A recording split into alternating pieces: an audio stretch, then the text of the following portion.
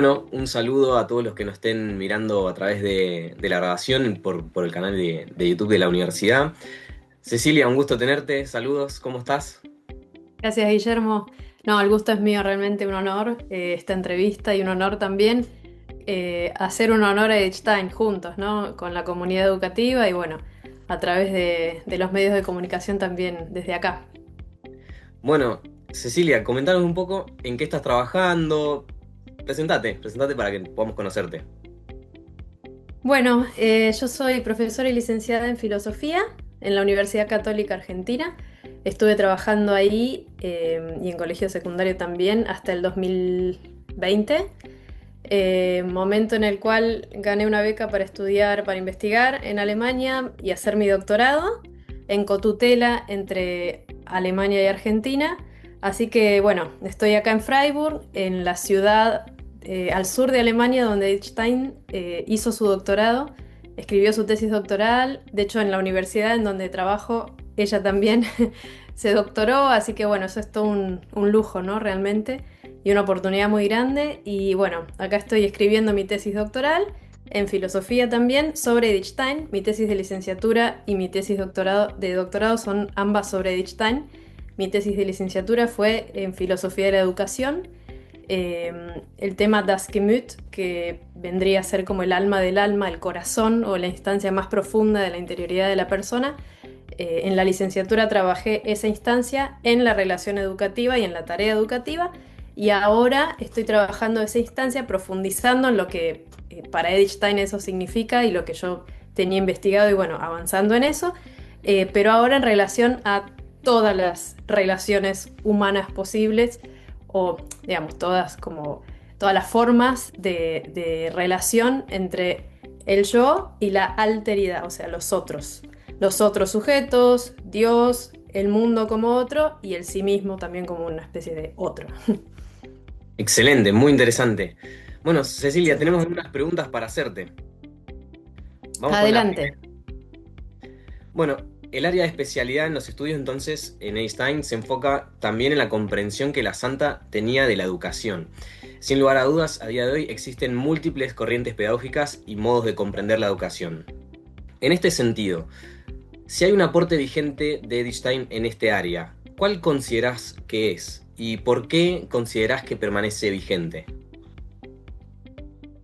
Bueno, me parece que el aporte de Einstein a la educación tiene que ver con, primero es un aporte filosófico, ¿no? Vos mencionaste recién qué me parece a mí sobre la santa, ¿no? A mí desde la filosofía, si bien yo soy creyente, en mi trabajo filosófico no uso mi fe, digamos, y no recurro a los aportes de Wittgenstein en cuanto a una santa, sino a una fenomenóloga, a una investigadora, una filósofa, una pensadora, que en su época, en su tiempo, por ser mujer y por tener origen judío, a pesar de ser conversa posteriormente, yo creo que la historia no le hizo justicia para darle su lugar, ¿no? Como pensadora. Eh, y me parece, bueno, como decía, que su aporte a la educación es desde la filosofía.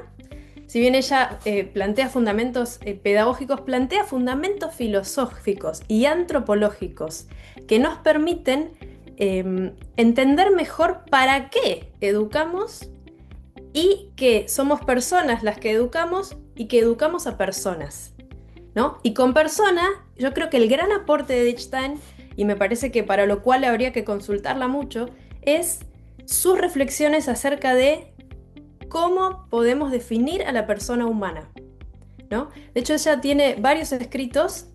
Yo trabajé mucho cuando daba clases de filosofía de la educación en esto, ¿no? En las teorías antropológicas que subyacen a las distintas corrientes pedagógicas que vos muy bien mencionás en tu pregunta. Y creo que ahí hay que ir.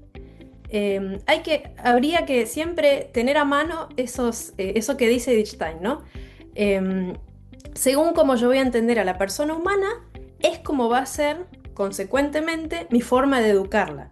Si yo entiendo que la persona es un todo integral, voy a prestar atención a las distintas partes de este todo integral y a una mirada abarcativa de la educación, una mirada completa, complexiva, compleja de lo que es la tarea educativa, ¿no? Si para mí el ser humano, por ejemplo, es solamente emociones y afectividad, probablemente vaya a estar mi acento puesto ahí, en esa formación, y voy a descartar un poco lo intelectual o lo físico, ¿no? Si yo pienso que el ser humano es un conjunto de hormonas o es un conjunto de células, tal va a ser la forma en que yo lo forme y que yo lo eduque. Si yo pienso que el ser humano solamente es intelecto, me voy a concentrar en las, probablemente muchísimo, por ejemplo, en la formación en matemática, pero voy a descartar su capacidad, otras capacidades que tenga, ¿no? Incluso hasta lo físico, diría. En fin, así podría seguir eternamente. Solo pongo algunos ejemplos, pero bueno, siempre es mejor recurrir a Einstein misma, ¿no? Pero creo que eso es fundamental en su pensamiento. Bien, excelente. Muchas gracias. Segunda pregunta que te proponemos. En uno de tus artículos acerca de la filósofa, propones que la propuesta pedagógica de Einstein es consecuencia de un modo integral de comprender al ser humano, un poco lo que nos estabas compartiendo recién. Ahora, ¿cuál aspecto de su antropología integral pensás que debería ser más valorado hoy, o sea, en mayor medida hoy, y qué aspecto de su pedagogía debería ser tenida en cuenta mayormente? Bueno, claro, qué bueno. Mira, esta pregunta viene en consonancia con la primera, ¿no? Creo que, bueno, como yo decía, me parece que, bueno, para Einstein la persona humana es un todo, y ella lo dice así textual, ¿no? Un todo que piensa, siente, quiere y obra. Por lo cual creo que educar en estas cuatro direcciones, por lo menos, ¿no? Es esencial. Educar en el pensar, educar en el sentir, educar en el querer, y ahora me voy a detener en eso, y en el obrar, ¿no? Y en el querer y en el obrar se juega, me parece, un aspecto que tal vez sería el que habría que valorar más, según mi parecer, porque pienso sobre todo en, claro, ella dice, la capacidad de convicción y reflexión, dice Einstein, que es la que tenemos que formar, las personas que formamos a personas. Capacidad de convicción y reflexión. Y estas capacidades son las que se dan en este aspecto de la persona humana, que es al cual yo me dedico a estudiar, que es das Gemüt, es una palabra en alemán, pero digámosle el corazón. Lo que pasa es que con corazón a veces podríamos la sensibilidad más superficial, ¿no? O el estado de ánimo, o cómo yo me siento, cuando en realidad Einstein con das Gemüt o con este corazón se refiere al centro o al núcleo de la persona, de la personalidad. Por lo cual, me parece que en esta formación integral de la persona, a lo que apunta en realidad es a despertar y desplegar, o mejor dicho, cuando uno educa, ayuda o favorece este despertar y este desplegarse del otro, ¿no? Del que es educado, nada más y nada menos que de su propia personalidad y de quién más profundamente es. Por lo cual, creo que sí, habría que acentuar estos distintos aspectos y por ahí no acentuar de más ninguno, ¿no? Ser como equilibrado. Y no, digamos, no descartar ningún aspecto de la persona, que todo tenga lugar en el plan educativo, en la forma de formar, ¿no? Que todo tenga un espacio, pero especialmente que lo que más tenga un espacio es quién el otro es, ¿no? Y esto se desarrolla en la medida en que uno va tomando decisiones, ¿no? En la medida que la persona va pudiendo tomar decisiones propias, personales, desde sus propias convicciones y desde su capacidad de valorar y de decir qué es lo que yo creo que es mejor, ¿no? Y de ver qué es lo valioso, así se está formando la personalidad y así nos aseguramos, por así decir, que existan personas únicas, que nunca más se van a volver a repetir. Bueno, hacemos una tercera pregunta. Ok. Esta es, en otro de tus trabajos haces referencia a que la formación integral de la persona humana conlleva una formación de la interioridad. Un poco nos estuviste adelantando, pero ¿cómo puede realizarse una formación de la interioridad según la perspectiva de Einstein? O sea, a tu modo de ver, ¿cómo puede ser esto llevado a cabo en el mundo actual? Wow, muy interesante esta pregunta. Y creo que es el punto central, ¿no? Bueno, primero Edith Stein insiste mucho en que ningún educador puede, primero que todo educador está tratando con seres libres, ¿no? Y con la libertad propia del otro. Lo que educamos es la libertad del otro, ¿no? Eh, y que primero para eso se necesita muchísimo respeto, porque el dueño de la libertad siempre es el otro. Así como la dueña de mi propia libertad soy yo, el dueño de tu propia libertad sos vos, y así cada uno, ¿no? Entonces, primero, eh, en la educación, yo tengo un acceso casi directo a esa interioridad del otro. Por lo cual, primero, el primer requisito es tener mucho respeto, ¿no? Y saber que por más que yo sea un excelente educador o un pésimo educador, no importa, el que decide o no decide si abrirse o no abrirse o poner en práctica eso que yo le voy a dar es siempre el otro, son cada uno de los otros. Yo no tengo ninguna influencia en eso. Eh, la formación es formación de autoformación, ¿no? En realidad, el educando mismo, la persona que es educada, es la dueña de esa formación, porque es la que decide en qué medida le afecta más o menos, ¿no? Esto en rasgos generales. Pero creo que muy importante es, para poder formar una interioridad, Edith Stein dice que es que el educador mismo tenga una vida interior, ¿no? Y tenga una propia interioridad trabajada, que tenga espacios en su vida de reflexión, que tenga convicciones. Esto que decía anteriormente, ¿no? Si estamos queriendo formar en otro la capacidad de convicción y reflexión, es esencial y es fundamental tenerla uno como educador. Y esto no quiere decir que voy a hacer que las personas que me son confiadas, ¿no? Para su formación, vayan a tener mis mismas convicciones y vayan a hacer ellos mismos mis mismas reflexiones. No, porque como decíamos, cada uno es libre. Pero no existe, o es casi imposible, según la mirada de Stein, y yo coincido completamente, acceder o despertar la interioridad de otro si yo no lo hago desde mi propia interioridad. Y si yo no hablo desde estas convicciones, y si yo no hablo desde este respeto al otro, porque todo eso se transmite y todo eso digamos, llega de esa manera, ¿no? Pero me parece que eso sería un rasgo fundamental, trabajar en uno mismo la propia interioridad. ¿Cómo se hace esto? Bueno, hoy en día, por suerte, a pesar de todos los desafíos que tenemos como humanidad en el tiempo actual, me parece que hay un reconocimiento de la vida interior de alguna manera, ¿no? Ya sea desde la fe, desde la espiritualidad, desde la meditación, por ejemplo, no sé, desde distintas formas que tenemos los seres humanos de volver a lo que nos hace humanos, ¿no?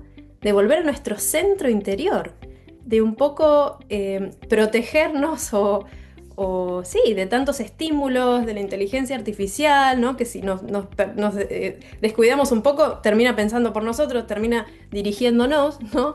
Y terminamos olvidando que somos nosotros los que somos libres, ¿no?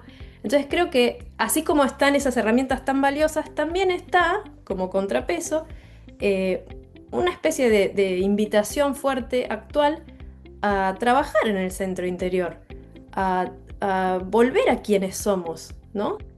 Y cuidar el corazón, el espacio de cada uno, ¿no? Con los recursos que cada uno tenga a mano, con lo que le parezca más valioso, pero parece que a veces hablamos de formación de la interioridad y nos queda súper lejos, ¿no? O pensamos en, no sé, monasterio, ¿no? Donde, bueno, la vida interior tiene un lugar preponderante. Sin embargo, eso le hace bien a todo ser humano, en todo contexto, en todo momento, ¿no? El ser dueño de uno mismo. Poder, eh, poder ser dueño de uno mismo y poder ayudar a otros. Ser dueño de uno mismo es lo mejor que podemos hacer, me parece a mí, en el ámbito de la educación, ¿no? Que es una herramienta valiosísima que se nos confía. Muy, muy buenas reflexiones, Ceci. Realmente yo ya me quedo asombrado porque va a lo esencial, ¿no? Una última pregunta te proponemos, que es preguntarte, en tu caso, personalmente, ¿qué significa la figura de Edith Stein de cara al mundo contemporáneo y qué significado tiene para vos en especial? Bueno, eh, la verdad que llevo muchos años trabajando con el pensamiento de Einstein y bueno, aquí desde Alemania también muy conectada a sus raíces, a su cultura, a los lugares. En este lugar particularmente estudió, estuvo 2 o 3 años, pero también he estado en otras ciudades donde ella permaneció más tiempo, donde vivió, donde se consagró a Dios como carmelita, donde dio su vida en Auschwitz. Digo, personalmente he estado en los lugares, entonces eso es una forma muy, muy privilegiada y también muy, como bueno, es un regalo que uno recibe, ¿no? Y que se convierte en tarea, ¿no? Todo don es tarea, decía Juan Pablo II. Sí, se convierte en tarea y yo he recibido mucho al ponerme en contacto con estas realidades de Einstein, por eso puedo decir que, bueno, eso me permitió conocerla más, ¿no? No solo trabajo su pensamiento, sino sobre su persona, su historia. Eh, y claro, como toda persona es inagotable, ¿no? Cada uno de nosotros somos inagotables, somos siempre un misterio, pero me parece que a medida que voy avanzando en ese conocimiento, más me impacta su vida. Me parece que fue una vida valiosa, la de Einstein. Es una persona valiosa, tiene un pensamiento valioso y claro. Eh, También, bueno, recomiendo leer sus cartas que están traducidas al español, para que un poco también entiendan por qué lo digo, pero eh, porque claro, un autor no es solamente lo que escribe, o en filosofía por lo menos, ¿no? No es solamente lo que pensó, sino también lo que vivió, y por suerte de Einstein tenemos mucho de eso, porque ella fue las dos cosas, ¿no? Su filosofía la llevó a su vida y su vida la llevó a su filosofía. Y me parece, algo que a mí me parece que es lo más lindo que tiene, es que ella entregó su vida y que fue coherente, ¿no? Me parece que esas son dos cosas difíciles para una persona, pero que hacen que valga la pena la vida, ¿no? Eh, Edith Stein no podía, por lo que yo vi, ¿no? No viví con ella, pero de lo que recibo, de lo que hay disponible sobre ella, yo creo que le hubiese costado tanto pensar una cosa y no realizarla, no me lo puedo imaginar, ¿no? Y eso le traía muchos dolores de cabeza, realmente, pero a la vez la llevó justamente a esto, a entregar su vida en un campo de concentración, en plena guerra, y no perder la cabeza, y no perder su centro. Em, no sé si todo eso podemos todos imitarlo. Pero sí, eso que vemos en ella hace que tenga sentido todo lo que acabo de decir. Porque si yo creo que ella fue una persona que estuvo en contacto con su interioridad, que tuvo convicción, que tenía reflexión, y no me refiero a lo que la fe le regaló, sino que esas eran cualidades de su personalidad. Eh, y eso la llevó a decidir, en un contexto tan hostil, hacer algo valioso con su vida, ofrecerlo a Dios, ofrecerlo por su pueblo judío que estaba sufriendo, ¿no? Digo, pienso en eso, pienso en el final de su vida, pero ese final no se improvisa. Eh, y y esa capacidad de entrega también se va formando. Y me parece que eso ella lo vivió, lo transitó y nos lo enseña hoy, ¿no? Y nos lo muestra hoy, que tantas veces por ahí estamos cada uno aislados o encerrados en nuestros propios problemas o en los problemas del mundo, pero no, eso no nos invita o no nos convoca a hacer algo más allá, ¿no? Y me parece que en eso su figura es elocuente, ¿no? Además de que sea un pensamiento brillante. Pero creo que ese pensamiento se completa con una vida desde la entrega, con una vida que de a poco fue haciéndose don para los demás, para Dios, para el mundo, ¿no? Ella tenía una gran conciencia además del contexto histórico en el que vivía, de las guerras que había, de lo político, del rol de la mujer, de tantas cosas, ¿no? O sea, no vivía dentro de un tupper, como decimos, ¿no?